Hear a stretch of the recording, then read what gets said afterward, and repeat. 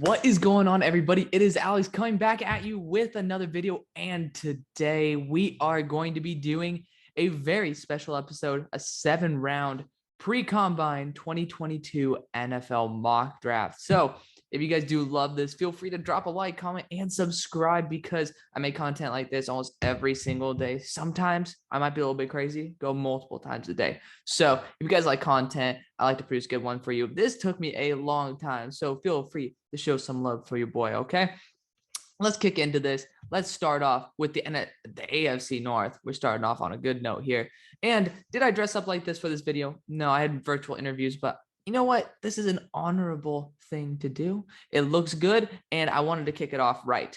So let's do this. Pittsburgh Steelers, we're going to be looking at every single team through their division, and we're going to give you guys a breakdown on that. So feel free. If you want to skip through the video, do that. If you want to show me some love and give me some feedback on every team, I'd love that too. Drop it down in the comment section or in Discord. We got a great community going on there.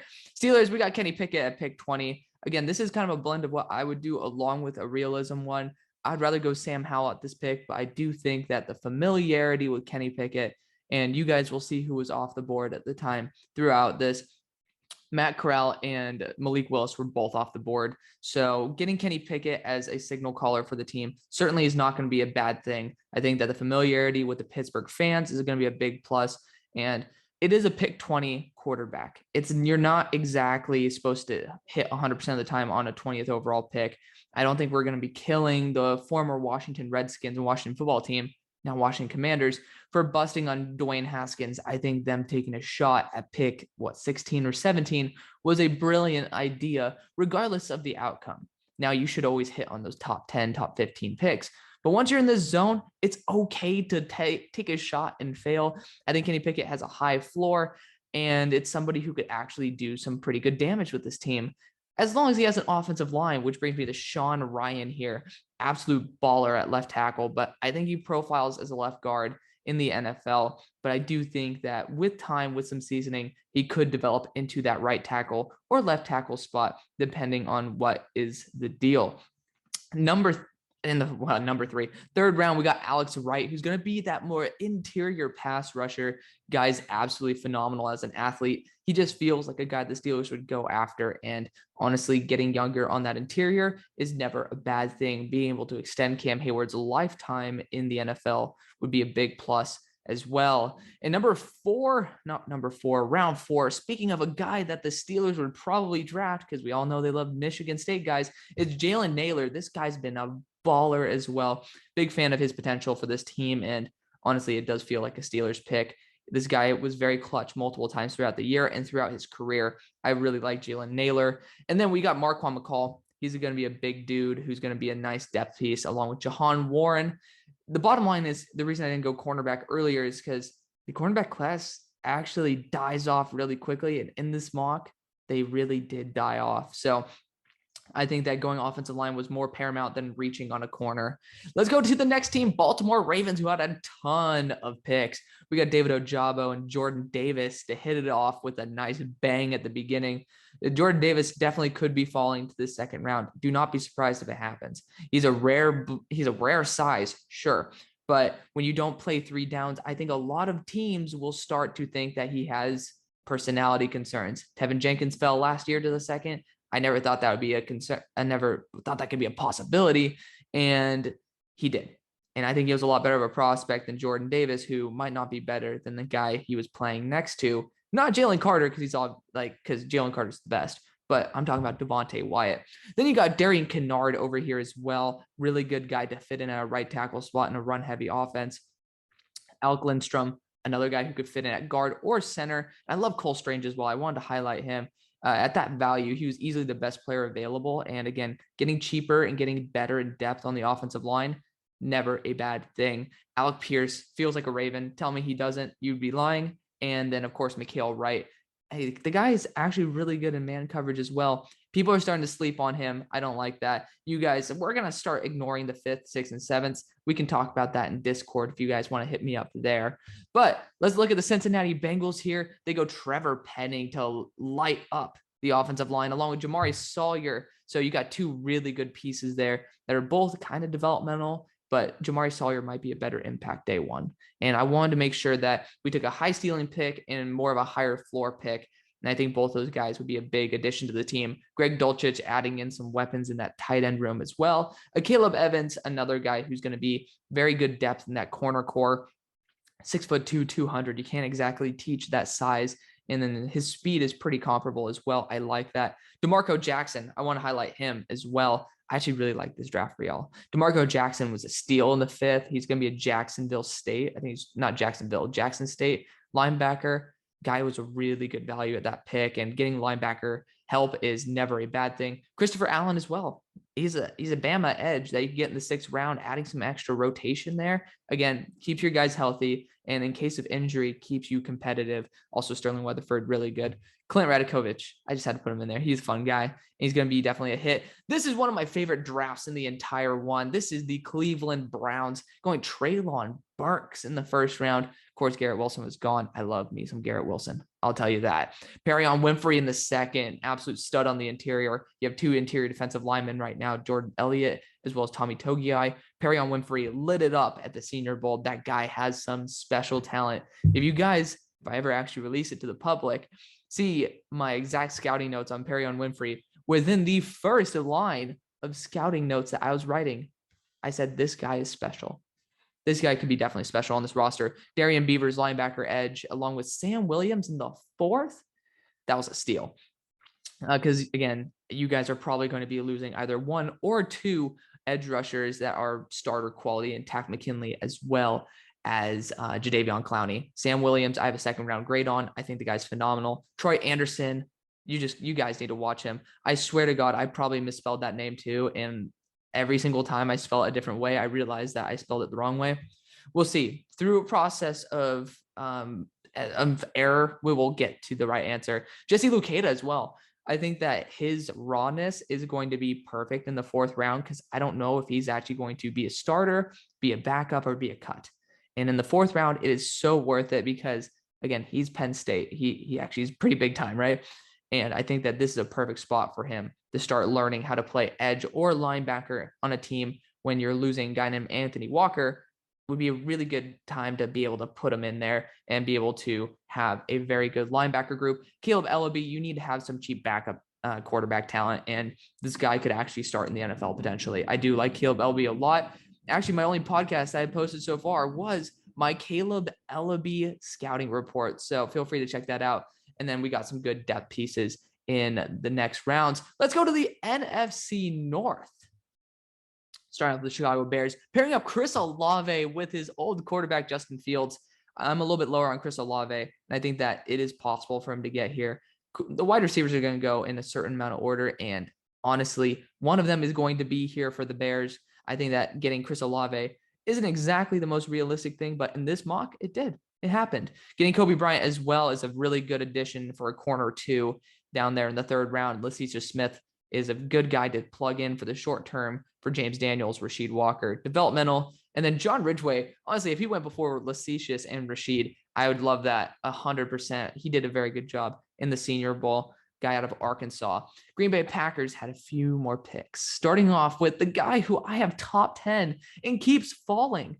It's really just because of schematic fit or just the hype that comes with Jermaine Johnson, even though I love Jermaine. George Karlaftis is going to be a big addition to this Packers team. Daniel Faalele is in the perfect spot to be, where you have Elton Jenkins along with David Bakhtiari as your veteran leadership. I like that. I like that a lot. David Bell and Bo Melton as well, adding to that wide receiver core. 2 guys who can make an instant impact. Peyton Hendershot, tight end room, little bit skinny, and I really like Peyton Hendershot. Then you're taking a shot on Nephi Sewell, who came out. I really do like what I could get in the 5th round from Nephi Sewell. And actually, let's not even talk about Nick Starkel. It's a good backup quarterback to be able to have on your roster for cheap. But Ioma Uwazurike, that was a steal in the 7th round. Again, these actually might not exactly be the 7th or 7th round. I estimated on those ones because TDN is going to TDN. But still, Detroit Lions, we got Aidan Hutchinson with the 1st pick of ours, and then we got Sam Howell, Jaquan Brisker, all positions that will either need to be filled now or need to be filled within a year or two. Sam Howell, the ceiling is tremendous. Christian Watson as well in the third, getting a true boundary large wide receiver. Pairing him up with ARSB, absolutely. Brandon Smith, another steal. Isaac Taylor-Stewart, I think, is a great one as well. Getting some help on the interior of the offensive line with Justin Schaefer. Connor Hayward's just a fun-ass dude. Michigan State, staying in Michigan, just one hell of a competitor. And honestly, he moves pretty well for his size. I like him. Ty Freifogel is a steal. I think he was one of the top 10 of my wide receivers. I'm not sure. And then Sincere McCormick, it's honestly best player available. So I think the future is bright for the Detroit Lions. Let's look at the Minnesota Vikings. Derek Stingley Jr. falls to pick 12 because you will see who was there was not Sauce Gardner, because I love Sauce to this team. But Derek Stingley was too good to pass on. This team needs corner help like it's no tomorrow. Jalen Petrie is safety as well as potential corner there in the second round. I just love him, and I think the guy's an absolute stud. Wan'Dale Robinson. So I've been seeing people go wide receiver for this team in the first round. I don't think that's the case. You can get some really good gadget weapons later on. And again, it will be extending the lifetime of your wide receivers if you're not throwing to two primary targets. And I think Wan'Dale is going to be great in the screen game, and he can be actually used as a running back in case Dalvin Cook ever gets injured. So I love that versatility. Next, we got Neal Farrell Jr., an absolute beast interior out of LSU. I almost said Clemson. I don't know why. He actually did really well at the Senior Bowl as well. Tyree Johnson. Broshman was going to love this one. I think he was actually there when I was building it. He's a pretty damn good edge out of Texas A&M. 250-pound freak athlete. I love it. Oh man, this is going to be a fun one. Olakunle Fatukasi. Yeah, wow, I did it right. Fatukasi. I think he's a Rutgers linebacker, if I'm not mistaken. That guy actually does have some really good talent. We started talking about him as a later day 2 pick at the start of the year. Now he's kind of slipped a little bit in that day 3, and you guys get the profit. Skylar Thompson, just a guy who you can have who has a very high ceiling but a very low floor. It's a 6th-round pick. If Ian Book gets selected in the 4th, Skylar Thompson deserves to be selected in the 6th. Has some very good tape as well as some very bad tape, but welcome to the club of all of these later round picks. And then we got James Empey, a guy who could be a good contributor as a depth player. And then now let's go on to the AFC South. And of course, if you guys want to comment about this, go down the comment section. Don't show hate. Give some good criticism. But I know that this ain't going to be the draft for anybody because, again, everybody goes in their own ways.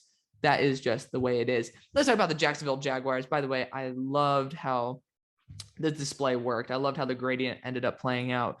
But Evan Neal as the number 1 overall pick, again, I think that most of this tackle class is crap. You can use Evan Neal anywhere. There are rumors that you might franchise tag Cam Robinson again. I'm praying that you don't, or I pray that you take Evan Neal and then use him as a guard in the short term, maybe to see if he can get seasoned. I don't know. I think Evan Neal is the best prospect in this class. Kingsley Enagbare is our next pick. That was a steal. Guy you can definitely use inside or out. Jalen Tolbert, we need receiver help. So getting Jalen Tolbert from a shabby selection. Zach Carter as well. I mean, I've been watching it. I think Zach Carter almost got the better of Evan Neal when they've played against each other. So I'm a huge fan of Zach Carter. I think he can go day 2 pretty easily, like maybe earlier day 2. The guy's an absolute stud, 285 pounds of pure muscle. Then Jake Ferguson, really damn good tight end. I think that guy's phenomenal. Josh Jobe adding extra corner depth. Joshua Ross, linebacker out of Michigan.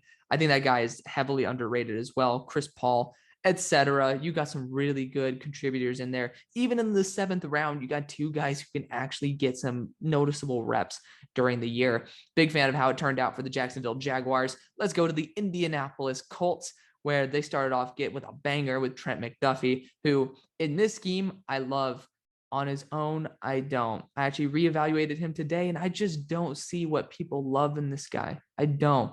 But I do know with a team like the Colts, I think that he could definitely shine and be able to reach his potential. John Mechie as well. That's a great steal in the 3rd round. Guy's absolutely phenomenal. Max Mitchell, getting a guy who should have been a 2nd-round pick as a 4th-rounder developmental tackle, to me, is a phenomenal steal. D'Angelo Malone, high upside edge rusher.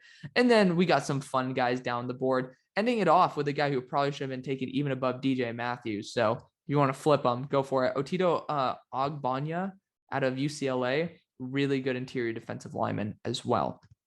Let's talk about the Houston Texans here.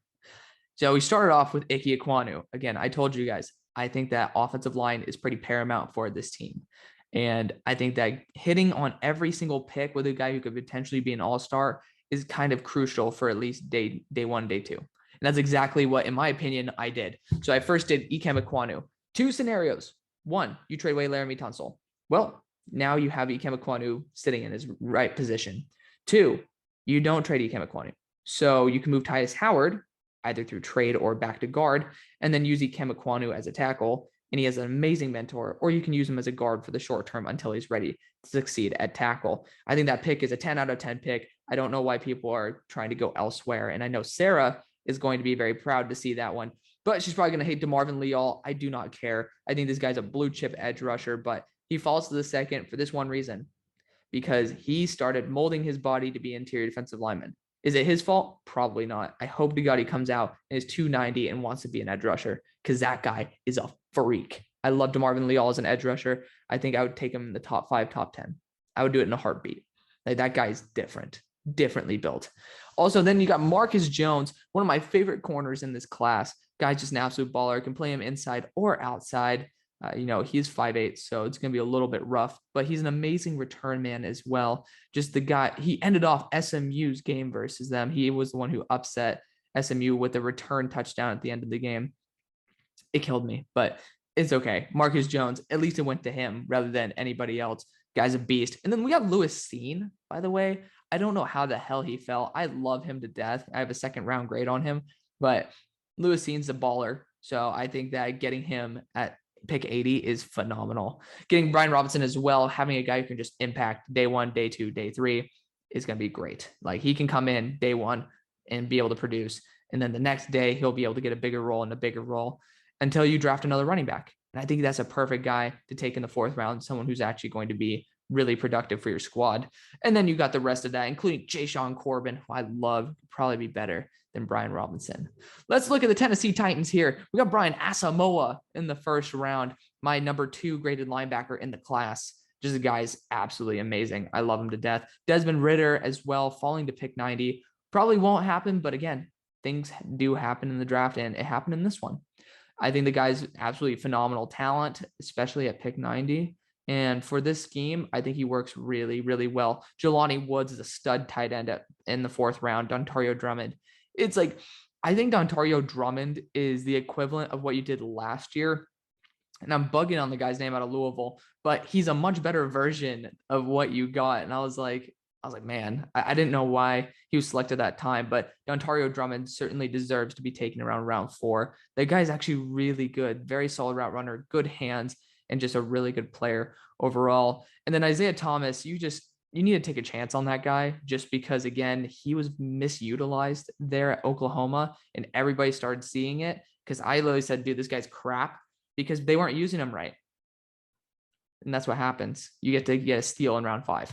Let's talk about the NFC South now, guys. Okay, let's have some fun. Starting off with the New Orleans Saints, potentially going to be bringing back their quarterback, Jameis Winston, which hurts because I did just release an off-season video about the New Orleans Saints about like a couple days, or if not a week before this probably drops, which is unfortunate because regardless, we didn't factor that in. We got Drake London in the round 1 because the guy is a baller. I love Drake London. I think that's going to be your number 1 impact guy on your roster. The guys who are already off the board, I think those would have been better picks. That's going to be Treylon Burks and Garrett Wilson. But getting Drake London for this team and having a really versatile, large receiver to kind of be your Mike Evans of your division with Mike Evans is probably the best case scenario. Nicholas Petit-Frere, I think that he's going to be a great guy who you can plug in day 1 at left tackle, can move to right tackle in case of injury as well. I just think that getting a versatile tackle like him with a high upside in round 2, sign me up for that. Bailey Zappi in the 3rd round. The guy's going to have a very stable floor in case Jameis gets hurt, in case Jameis throws a billion picks. I think that Bailey Zappi is 10,000 times better than Ian Book. So you're getting a guy who's a very good commander of the offense. Khalil Shakir is kind of be that ARSB to Drake London. I like that a lot. Avron McKinley as well. Really good steal on a safety in the 5th. Guy looked like crap in the Senior Bowl because, 1, he came on the last day. practice, as well as 2. They put him in one-on-one coverage. You don't do that with a free safety like him. And I think he'd be a great guy to come in and be able to step in day one. So another guy I want to mention is Keontae Ingram. I've been a huge fan of him for a long time. So yeah, big fan of this draft. Oh, Josh Williams. Forgot to talk about him. This guy from Fayette, I think it's like Fayetteville State. The guy was awesome in the Senior Bowl. Honestly, he probably should have been like a round 3 pick. So keep your eyes out on that guy rising up into the round 2s, or not round 2s, the day 2 picks, because maybe some teams will start thinking this is their steal. This is their Division I FCS, I believe, star, because the guy's a beast. Now you got Tampa Bay Buccaneers. We got Devontae Wyatt, absolute mauler on the inside. Going to be a great replacement for what you're trying to get rid of in Ndamukong Suh. Save some money and get a guy who could be dominant day in, day out. That's exactly what we want with Devontae Wyatt. Then you got Sky Moore. I love that pick. Sky Moore for this team is going to be absolute baller. Like, he's a very talented wide receiver. And in the second round, late second, you're right now trying to figure out what type of wide receiver you want. Sky Moore, people say, could be a lot like Deontay Johnson.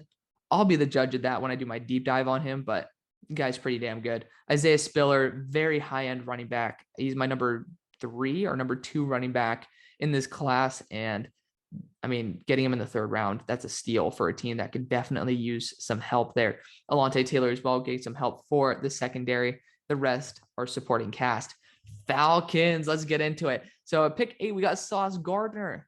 Yes, I listened to you guys, and I'd rather go with the high upside pick with Stingley, but I know that Sauce Gardner could just be complete lockdown with AJ Terrell and just be, I mean, you can't go wrong with that pick. So whether I went Stingley, whether I went Sauce, I'd be happy. And you know what? I wanted to change it up a little bit. So let's go with Sauce Gardner out of Cincinnati. Then we got George Pickens and Carson Strong in the second. Again, it's a second round quarterback that has injury history, as well as a really good cannon arm that has shown some elite level throws. Is definitely worth sitting for a year, if not starting, in case Matt Ryan becomes pedestrian. And George Pickens, well, 1, he's from Georgia, so you're still, he has a pretty good established fan base there, and a lot of tape watched on him. And 2, he's one hell of a competitor on a team that needs, 1, a competitor, but 2, a wide receiver. 1, he's one of the few X builds in this class. Cam Thomas, a steal in round 3 at edge position, and then you guys can see the rest, all actually guys who could be impact players year 1. Carolina Panthers. Yeah, I decided to say screw the quarterback pick in the first one. I have a weird feeling they're going to be going best player available. And in this one, they do. And I wanted to make sure that we didn't go with the quarterback here because I wanted to be able to change it up a little bit. Kyle Hamilton is the pick. The guy is just too damn talented. I had to give up at that point. Guy's a defensive god. He and Jeremy Chin are going to be balling. Like, that's going to be the best secondary, like, in terms of safeties in the entire NFL. Guy's an absolute freak. Both of them are unicorns in their own right. I love it. Dylan Parham can play center, can play guard. The interior of the offensive line needs some help. Brock Purdy, at that point, is a steal. I think he still probably reigns around like quarterback 6 or 7 for me. And the guy, I mean, some of the throws he makes are incredible. Like the layering he has, just the short term or the short range velocity is spectacular. And he doesn't have the arm strength to get it far, similar to what we saw with Caleb Ellaby. But I think that he is certainly worth that 5th round pick to be able to back up Sam Darnold and give him one more shot. Tyreke Smith as well, honorable mention in there just because he's a beast. So he's just not honestly built to be an NFL edge rusher unless he could be molded by Matt Rule. Let's get into the AFC East with the New England Patriots going Devin Lloyd to start it out. I think he's 100% a Patriot. I love him to death. If he falls to 21, I think they take him, no bones about it. Tariq Woolen as well. Like, you take somebody who's a great 1 press, but 2 man corner, who is very raw. Former wide receiver. I think he's like 6'3" or 6'4" and supposed to run a 4.4 40. The guy has all the tools to be an absolute monster. Nick Cross, if he's going to work anywhere, he's going to work here. Kyle Phillips and Luke Fortner. I think these are all absolute stud picks. Love this draft for the Patriots. New York Jets got KT, Garrett Wilson, Kyler Gordon, Bernhard Raymond in the first 2 rounds. Sign me up for that. Bernhard Raymond could be a good developmental prospect. I think he needs a little more grooming before being NFL ready. So you can still spend a year with Fant, and I think the value is just too good. Kyler Gordon's going to be a stud. Garrett Wilson's going to be the number one wide receiver on this team, no doubt about it. Can play in the slot, can play on the outside. And, well, KT doesn't need to talk about himself because we all know enough about him. And then Damone Clark's a stud too. He's going to be a very good 240-pound, 6'3" linebacker that this team is going to be looking for. And then Ed Ingram is going to be a very good backup guard, if not starter. So got to shout out those guys. And then the rest of them, honestly, are really good impacts too. Dolphins starting off. I mean, you think about it. This entire offense revolved around the tight end position, Mike Gesicki. He's up for a contract. I highly doubt that they want to pay him the price that he probably wants to ask. Trey McBride's there at pick 29. You take him and put him into that role, and he's going to be worth $1 million. Christian Harris is next because that's the biggest need, honestly, in my opinion. And the top 3 linebackers were off the board, along with most of the linemen that I'd want to draft. So Christian Harris is an excellent fit for this team. It's exactly what you guys would be looking for. Justin Ross gives you a potential to be a boundary wide receiver. I'll take it. And then you got Zamir White and Rashad White as 2 running backs who can actually probably be better than the ones that you already have. Zeus is going to be that Malcolm Brown role. Rashad is just somebody where it's like, you know what? He could actually be a high-end NFL running back or NFL backup, rotational running back. I dig it. Spencer Burford's the lineman I took for the team along with Nick Ford because Spencer Burford is somebody who should have been a tackle. He's too light, so he's probably going to be a guard in the short term. But I think that with seasoning, he will probably be able to at least compete to play at that tackle position. In the 4th round, that's exactly what you're looking for. And Ali Fayyad is a steal there in the 7th round. Let's talk about the Bills. Jahan Dotson.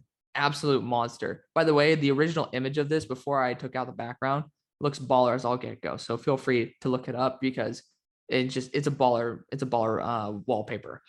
Fedarian Mathis as well. I know you guys need to go after that defensive line and be able to stuff the run.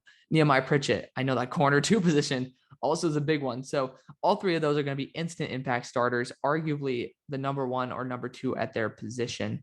Then you got Ja'Tyre Carter, a guy who's an absolute beast. And I loved him at the Senior Bowl because even when he lost reps, because he fought like a mofo, he got so mad at himself. And I could tell there was that internal flame. It was lit and it was blazing. And I loved it. So Ja'Tyre Carter, 100% big fan of him.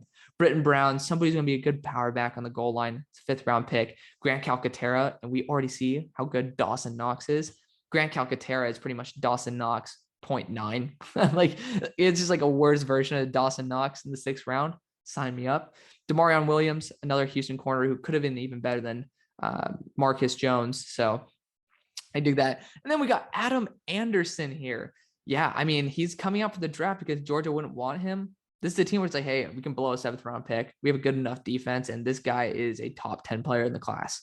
So I'm praying that Adam Anderson gets free of all those charges. I really not because I want him.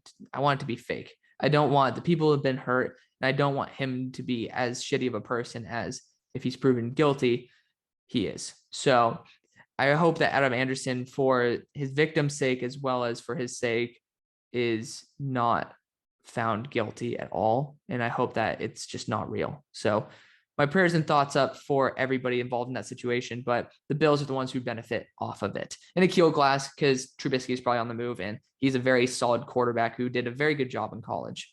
Now, you guys know what time it is. This is probably half of the people who came into this mock draft looking for these teams.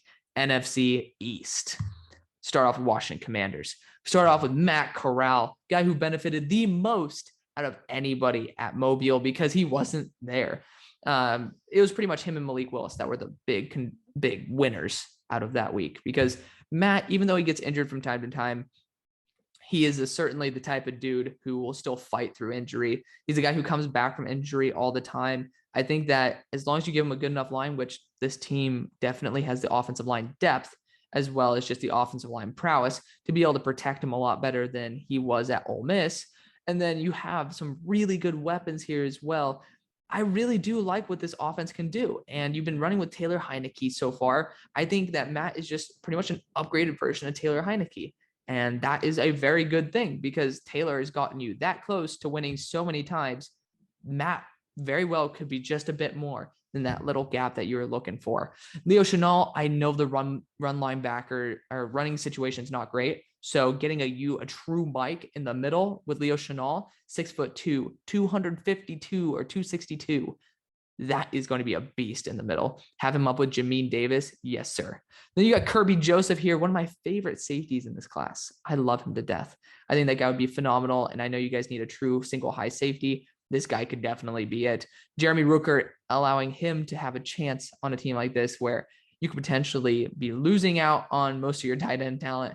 I think Jeremy Ruckert could take advantage of that. Montague Brown has some very high level plays. Granted, I wrote his name down, and the play after that, he got freaking torched by a double move for a touchdown. So that sucks, but it is what it is. And Emeka Emezi adding in some more extra rotational depth is phenomenal from a guy who should have come out a year or two ago. You know, guy's definitely very talented, instant impact type of player. And ooh, you guys don't realize when I see like a little bit of an error in the image placement, it's like, whoo. I saw Matt Corral's legs under there, that little line. And I was like, oh, it hurt inside, but that's okay because the Dallas Cowboys are up and you guys are like, what the hell? Tyler Smith in the first one. Yes, that guy is my number 26 player on my board. So there you go. You see my thing. I think that he could be an all-star left tackle and he needs to play guard until he's ready for that. Isn't that exactly what you're looking for? And you guys might say, oh, why don't we do that in the second round? There's going to be nobody there. I'm an offensive line guy. So that's where I blended in my type of takes into here. There was nobody who I'd trust there. So we got an offensive tackle for the future. This guy might be the best tackle in the class when all is said and done, if he's trained properly. In the short term, he's probably the best guard. I love him to death. Calvin Austin is next. The guy is going to be a dynamic playmaker when you don't have Michael Gallup. You have Calvin Austin, who also has been in the AAC, which is exactly what Dallas Cowboys scouts have been seeing for a long time over at SMU. Jalen Weidermeyer is next. I mean, that's just a steal at that point. You might have to go and not go after Dalton Schultz for his contract because that's going to be an expensive one. Jalen Weidermeyer is going to be a perfect guy. Again, Texas A&M, homegrown talents. Jermaine Waller, getting some extra corner depth in there, making sure you have some healthy players. That's going to be a plus. Dominique Robinson is too good of an athlete and he's stupid raw. So you don't have to be pushing anybody out to bring him in. Trey Carpenter is safety. I love that fit because again, he's just somebody with an extremely high potential. And Nakobe McLean, because he's extremely raw and probably doesn't have a place in the NFL, but I'm sure that if he has mentorship like Micah Parsons, there's probably going to be something for him to do. Let's talk about the Philadelphia Eagles because I love this mock for them.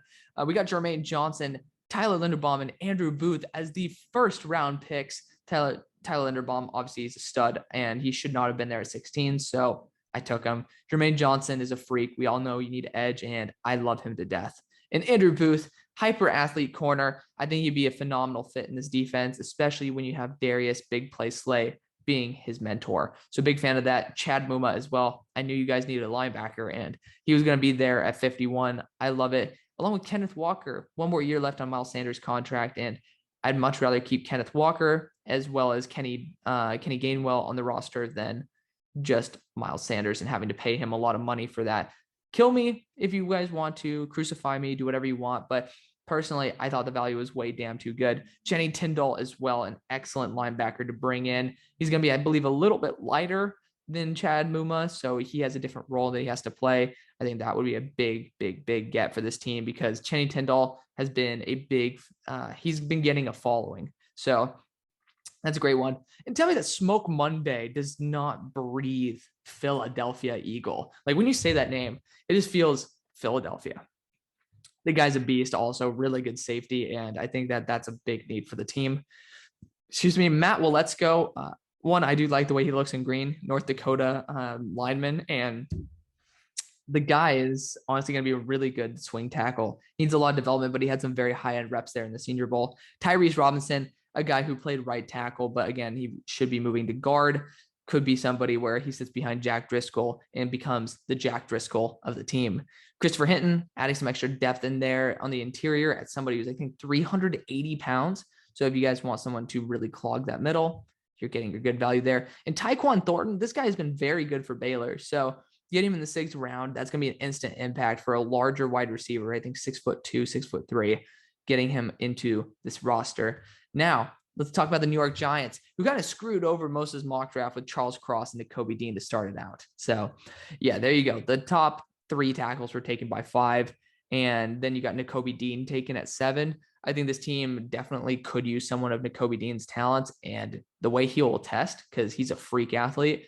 Definitely is going to, because you have right there the elite athleticism and the elite production that's going to combine to make a very, very, very attractive prospect. Then you got Zion Johnson in the second. So people were like, oh, you didn't go offensive line?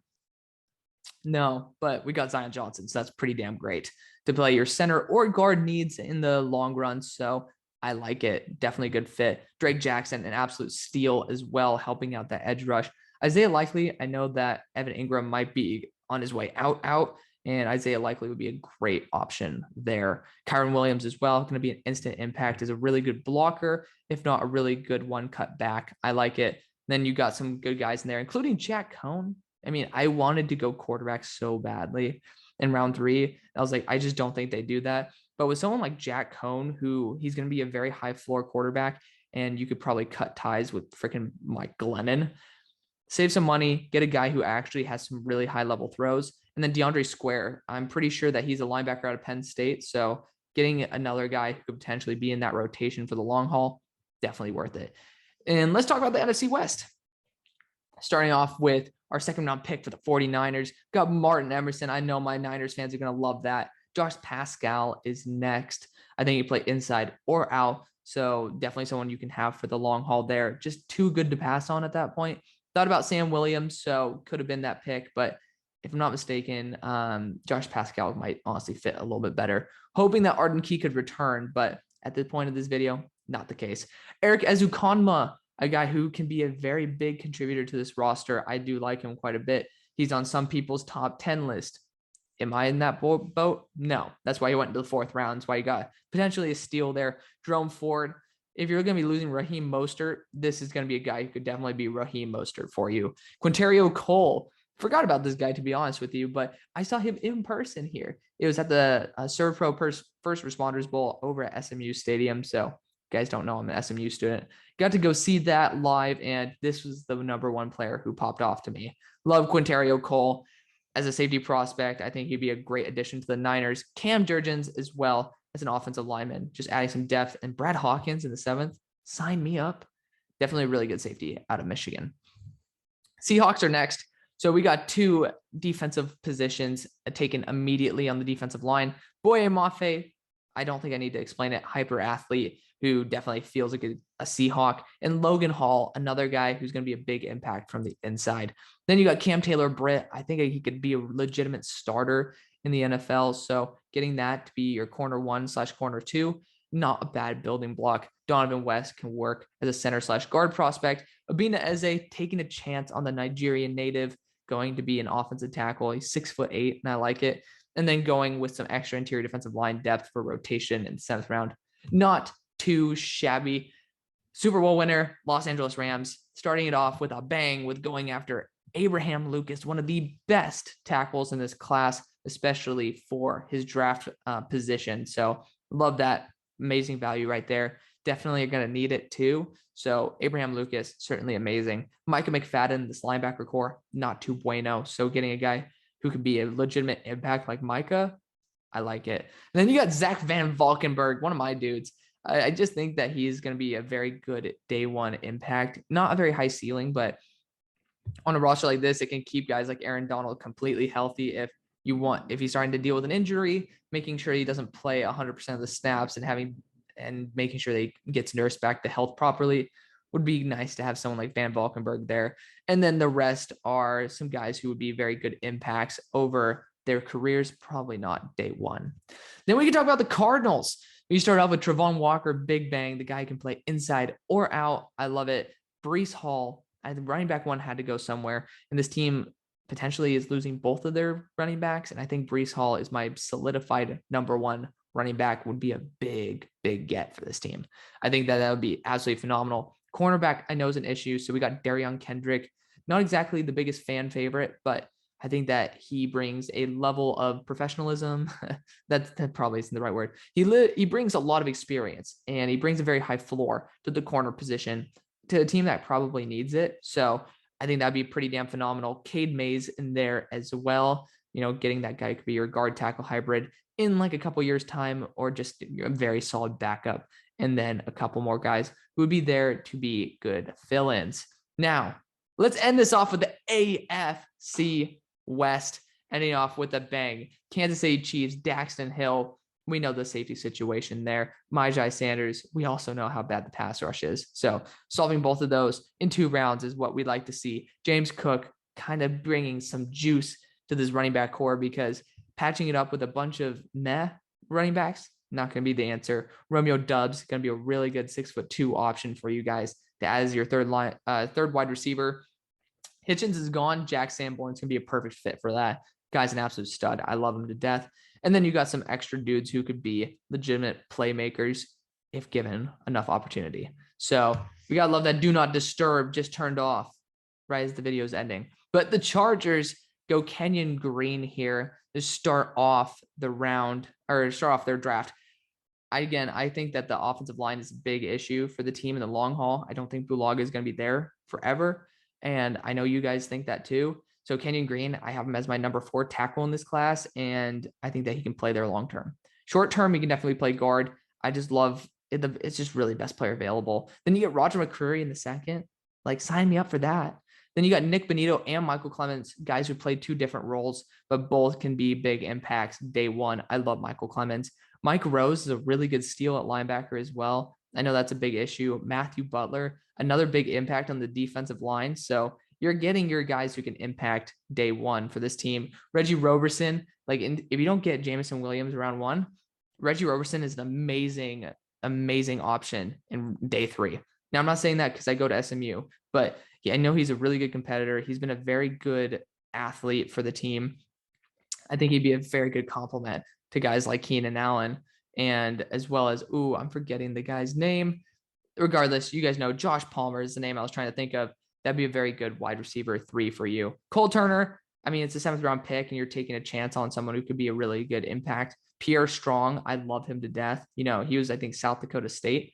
He has a lot of tenacity, willing blocker, and he's a pretty good one too. Bubba Bolden, add some extra safety help, and then Luke Tenuta, adding him as depth is pretty damn fire. I love that. Raiders, we go with Jameson Williams starting off the draft. Yeah, getting your Bama speedster. I think he's a compliment wide receiver only. I don't think he's a wide receiver 1, so this team's perfect for him. Travis Jones, tell me that doesn't feel like a Raiders pick. Guy's a stud. Mario Goodrich as well, another really good corner for a team that needs a corner 1. Thayer Mumford, a guy who can come in day 1 and start. Like, this is one of my better drafts in my opinion. Tyler Beatty, a guy who can also just come in, step in, and be able to impact, is a really good backup. Andrew Stuber, we obviously saw him versus Travis Jones and lost some reps, won some reps. Definitely someone to keep your eye on. And then Jeffrey Gunter, a freak out of Coastal Carolina in terms of being raw, but this is a team that could definitely develop him. Let's end it off right. Denver Broncos, ending it with Malik Willis and Kyer Elam and Arnold Ebiketie in day 1 and beginning of day 2. Yeah, those are all A++ picks. I think that in this division, you need to have a quarterback with a sky-high ceiling. And we're not obviously factoring in like Aaron Rodgers trades or anything like that. You need to make sure that you hit on this pick, or you need to make sure that you can potentially really hit on this pick. You need to get a home run potential player. It's not going to be Matt Corral. It's not even like at that point you could have gone Derek Stingley. I was just like, you know what? In this division, unless you're going to be getting Aaron Rodgers, you need to get somebody who has Josh Allen potential. That's Malik Willis. He's an amazing mentor. Apparently, he's been a great guy in the locker room as well. I think that would be a very big plus for this team. I honestly would. And it's somebody who could actually compete with the Mahomes and with the Allen, also with the Allens because you're in the AFC, but also with the Herberts of this division. So I think Malik Willis really brings that to the table. And again, his arm talent is phenomenal. You just have to be able to develop him. And again, in this division, we also talked very similarly about how Justin Herbert was very raw coming out, and he had some big accuracy and concerns with his decision-making, but he was a great leader and had some great arm talent. It's kind of weird how it's paralleled. I'm not going to say he's going to be of that tier, but I'm going to say just be very careful because Malik Willis could be the big one of this draft. Then Kaiir Elam, of course, I just did my evaluation of him. He graded it out as a 77.5. That guy's a first round lock to me. So you guys got the steal before I got to lock him in there. Arnold Ebiketie, again, first round quality player. He graded out as like a 75 on my board. That guy's a stud. He's a really big stud. I love him to death. He'd be a very, very good, intriguing prospect to add into your roster day one.